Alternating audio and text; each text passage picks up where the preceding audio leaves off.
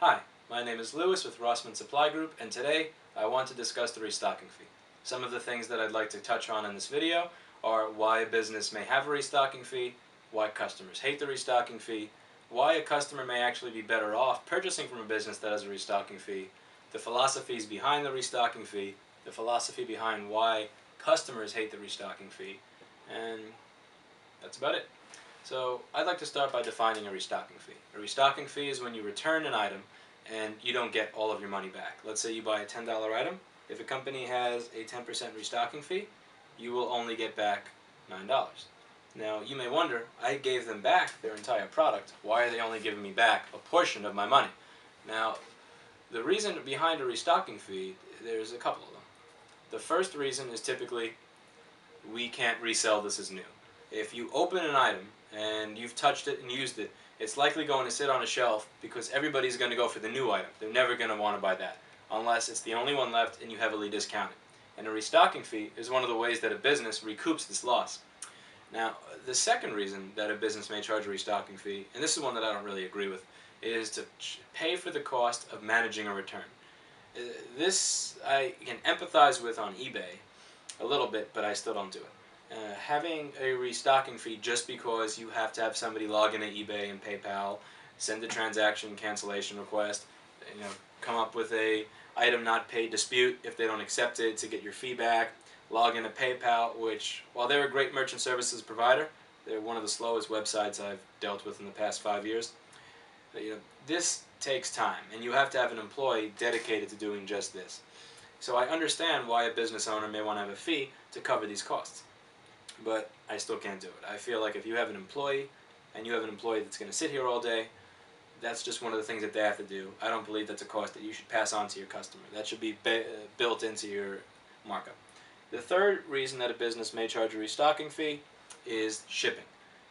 This is an interesting one because I received a message about it the other day. They said, well, how is it that your restocking fee covers shipping? Because the shipping is free. Shipping is free to you. Shipping is not free to me.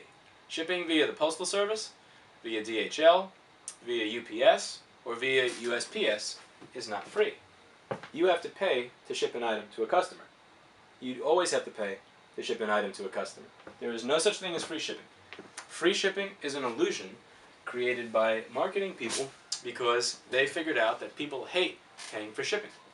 People like paying for an item and getting it. They don't like seeing that there's this extra added on charge that is surprising them that costs anywhere from $5 to $20. People would rather buy something for $60 in free shipping than $45 plus 15 shipping. It's just the way it is. And so one thing I've noticed with restocking fees versus refunding shipping is while people hate paying shipping, they actually like being refunded without shipping. Let's say they don't get that 15 back, they'll go, oh, well, I understand. Versus a restocking fee. The reason is that people find restocking fees to be punishing.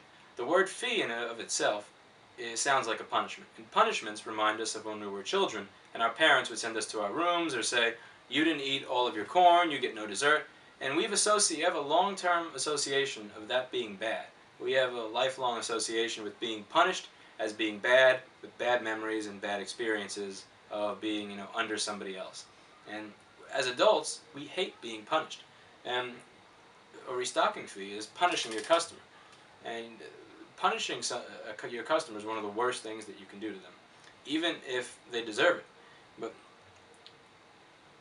now, again, I sympathize with the first reason, and I sympathize with the third reason. The first reason being that you cannot sell the item as new, and the third reason that it actually costs you money to get that item to somebody, only for them to send it back.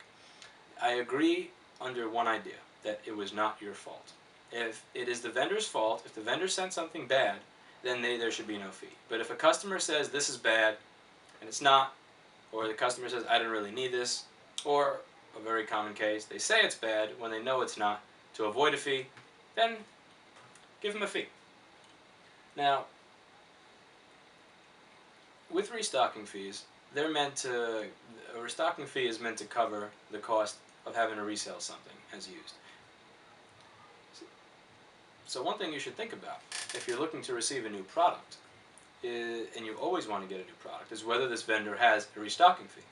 Vendors without restocking fees typically are less likely to resell a used piece of merchandise as used, since they need to make back as much money as possible to make up for all these times where they're losing $8 on shipping. They may just clean off a screen and send it to you as new because they have no way to recoup their loss from that sale. If I sell something as new and then I take it back with a restocking fee, if I've taken back 12 or 13 bucks, I can now afford to sell that screen for $5 or $10 cheaper to the next customer, and I'll either break even or with any luck only lose $1 or $2.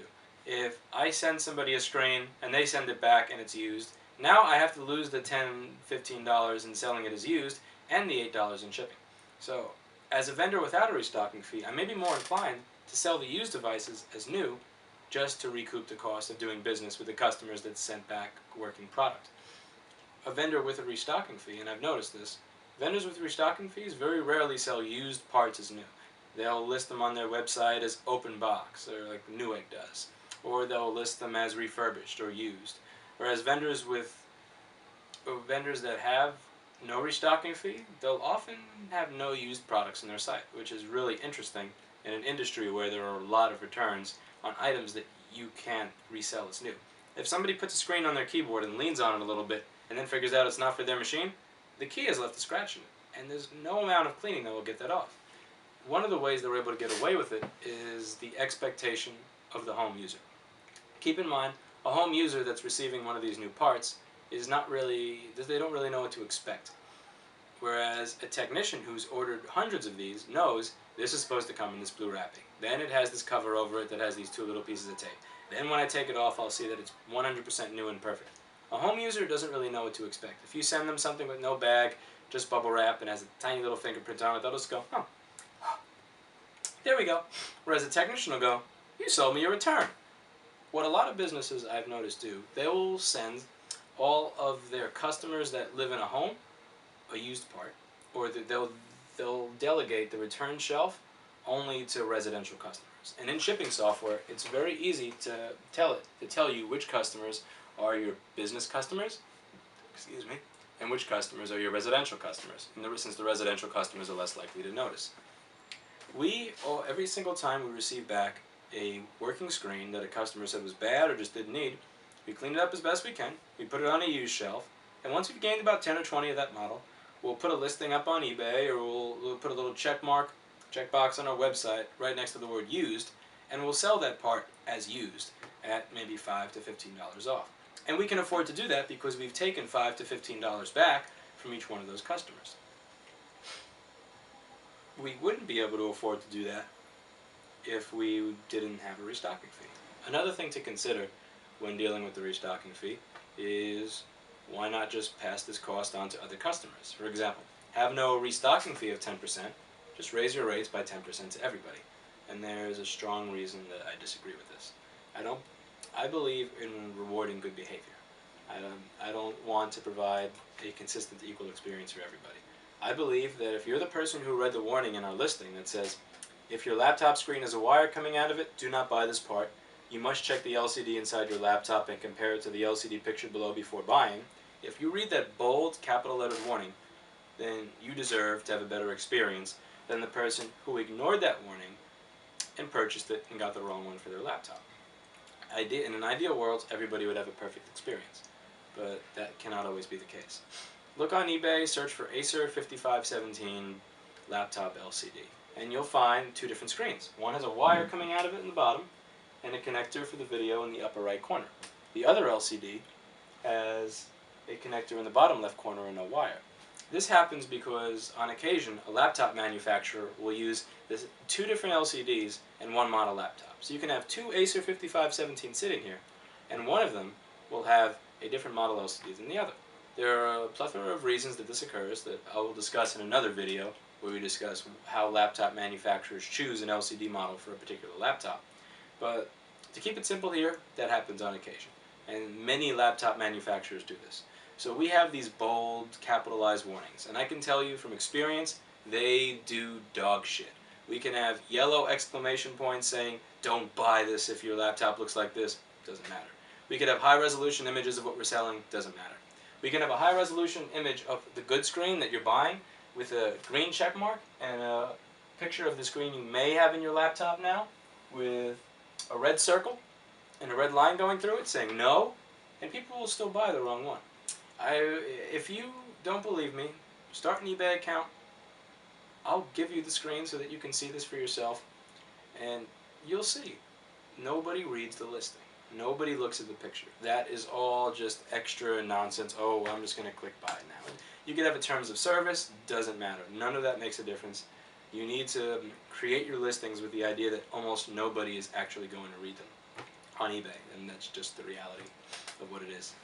So now when somebody sends me a message like one of the ones I received today, I'm going to go to the Solve Me folder here in the eBay email account. This is the kind of message that we'll get. I'm just going to click on one of the item not described. Let's try to find a good one. Here we go. Is different laptop than one inside laptop. Laptop screen not same. I ordered this and you say would work with this LCD, but LCD does not fit. I demand full refund. Thief. Thief is spelled T-H-E-E-F. This sentence structure is very typical of the average eBay customer. On average, if I were to graph this in any way or make statistics, you would see that on average, the eBay customer not only does not read the listing, but also cannot write in English. And this is not all eBay customers. This is just a great majority of the ones that decide to purchase from us. The customers who purchase off of our website typically read everything, and rare occasion that they do make a mistake or get the wrong part, they'll send a well-written email, or maybe even an angry email, but an email that makes English sense, and we will try to resolve the issue. Whereas here, this guy can't write. This guy has not shown me, or woman, I'm not going to be prejudiced here, this person has shown me that they have virtually no working brain cells. Now, if somebody else reads my listing and says, you know what, I've never opened a laptop before. Let me look at the picture and read this big warning over here before I buy it. Even though it's going to take 90 seconds out of my day, I'm going to read it because he took the time to put it here. If those people that read that, I don't want to give them a higher price. Why should I charge him more money? Because somebody else is an idiot. I don't want to subsidize the idiots with my intelligent customers. I don't want to raise the rate for my average customer. I want that screen to still be $55.99 for everybody. I don't want it to be $65.99 just because, you know, 1 in every 20 people who buys it is an idiot who I would rather have a 20% restocking fee that covers the cost of dealing with the idiot and then have the better price for the customer that actually took the time to read this. I don't want to punish somebody who went through the trouble to read what I wrote. Now, another thing to look at from a business standpoint is, depending on your particular business, none of this may even matter, because customer perception is what will make you the most money. And again, as I explained in the first section of this video, people feel punished when you charge a fee. People would rather pay $60 for an item, which, you know, they'd rather not pay for shipping, but people would rather pay $45 plus $15 and get back $45 on their refund and see, oh, they didn't refund shipping, than get a restocking fee of, let's say, you know, 20, 25%. They're going to say, those pieces of shit ripped me off. They charged me a fee. Because it just, it's an inverse effect. People like having free shipping, but hate not having the full amount refunded. Whereas people hate paying for shipping, but are okay with not having their shipping refunded. So one way or the other, you're kind of screwed. But now, one thing that a couple of our customers brought up is you're making enough money on these as it is. Look at Apple. Apple does not have a restocking fee because we often sell Apple laptop screens that are made by LG or AU Optronics. They'll say Apple got rid of their restocking fee last year's. Why can't you get rid of yours? Have you ever Googled and seen how much Apple makes when you sell an iPhone 4? Or the cost of manufacturing of it versus the retail cost of going to an Apple store without a contract and without a coupon and just plopping down, you know, $750 for an iPhone 4S or 5 with the highest specifications and the highest storage? There's a lot of profit margin. Let's do some profit here. Let's check on that screen. That screen that we sold for $55.99. Let's say our eBay fee is around 6.5%, PayPal fee 1.8.